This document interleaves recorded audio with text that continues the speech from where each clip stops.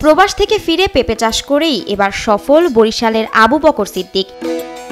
পেয়েছেন জাতীয় ও আন্তর্জাতিক স্বীকৃতিও। তিনি জানান কৃষিতেই তার সম্মান।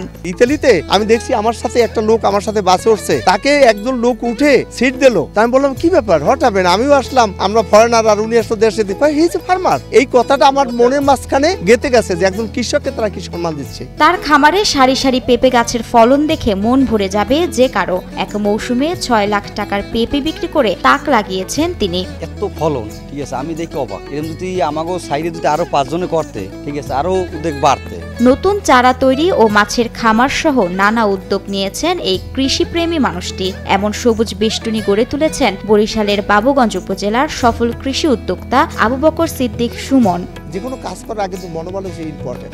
এম ইজ এভরিথিং, একটা কথা আছে না, মনোবল ঠিক করতে আমি কোনটা করবো। একই সাথে গড়ে তুলেছেন কৃষি প্রশিক্ষণ কেন্দ্র। প্রশিক্ষণ দিয়েছেন 4,500 কৃষককে। তার স্বপ্ন কৃষিকে মর্যাদাপূর্ণ স্থানে নিয়ে যাওয়া।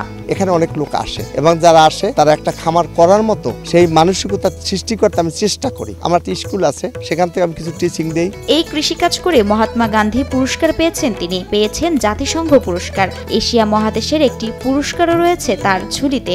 আমি এই বয়সে মানে এই সময়টায় আমি বড় বড় পুরস্কারগুলো যেগুলা একটা মানুষের জন্য বিরাট ব্যাপার, যেমন মহাত্মা গান্ধী পুরস্কারটা এই মাসে নিয়ে আসছি। ইউটিউবে সুমনের খামার দেখে উদ্বুদ্ধ হয়ে দূর দূরান্ত থেকে খামার পরিদর্শন ও চারা সংগ্রহ করতে আসছেন লোকজন। তারপর চারা নিয়ে গড়ে তুলবেন খামার। কিছু প্রতিবেদন চোখে পড়ে, সেক্ষেত্রে সুমন স্যারের প্রতিবেদনটাও চোখে পড়ে এবং আমি উদ্বুদ্ধ হই। এই ধরনের ভদ্রলোক নোয়াখালী থেকে আসছে। আসছে কেন? এখানে এসে 2 দিন থাকতেছে, এদের ট্রেনিং নিচ্ছে। সুমনের সাফল্যের সংবাদ এখন দেশময়। তার এমন সফল স্বপ্ন বাস্তবায়নে উদ্বুদ্ধ হচ্ছেন নানা বয়সের মানুষজন। তাদের পরামর্শ ও প্রশিক্ষণ দিয়ে পাশে থাকেন সুমন। আমার সাধনাই একটা যে আমি উন্নত পদ্ধতিতে কিভাবে কৃষিকাজটা করা যায়, ওইটা আমি যতটুকু শিখছি। বিদেশে আমার 4টা দেশে ট্রেনিং আছে, আফ্রিকা মহাদেশে, ওইগুলো আমি এখানে আমি কৃষকদেরকে দিচ্ছি এবং আশা করি আমার যে মানে যেভাবে সাড়া পাচ্ছি অচিরেই আমার 2-1 বছরের ভিতরে আমার মনের আশাটা পূর্ণ হবে বলে মনে করি। এদিকে সুমনের খামারে কাজ করে সংসার চালাচ্ছেন 5 জন শ্রমিক। শ্রম দেওয়ার পাশাপাশি কেউ কেউ খামার গড়ে তুলতেও স্বপ্ন দেখছেন। এই ঘেরে আমি 5 বছর ধরে কাজ করি, আরো 4 জন আছে আমার সাথে। দেখাশোনা কিভাবে পেঁপে গাছ রোপণ করতে হবে, কিভাবে সার প্রয়োগ করতে হবে এবং চারাটা কিভাবে উৎপাদন করা যায়, এগুলো বাজারজাত কিভাবে করা যায়, এইগুলো আমি দেখাই।